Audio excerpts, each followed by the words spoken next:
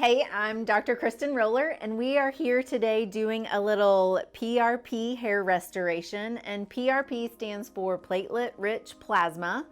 So first thing is we'd have the patient come in, draw the blood, and spin it down and isolate the platelets, because the platelets and the plasma are what make up all the good stuff that we're going to re-inject into the scalp to try to stimulate some hair growth. With hair restoration, it really is a restoration. It's not necessarily going from bald to having hair.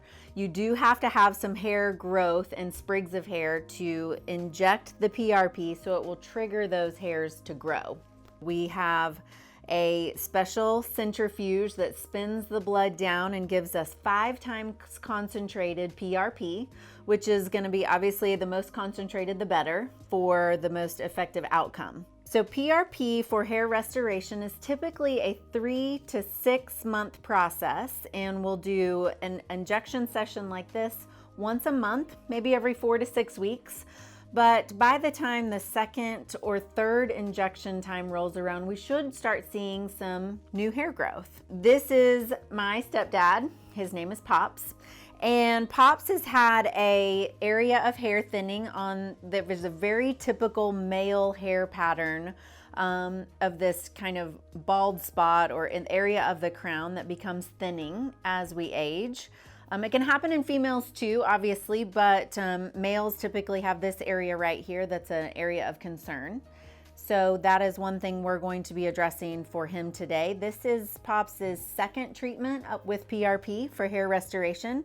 He's been on vitamins and doing some hair growth shampoos, so we're really starting to see some little extra sprigs of hair filling in around here.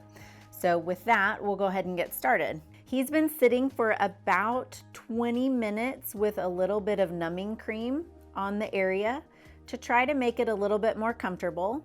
I will just be making multiple little injection sites and delivering just a little bit of this 5 times platelet-rich plasma at each little injection spot.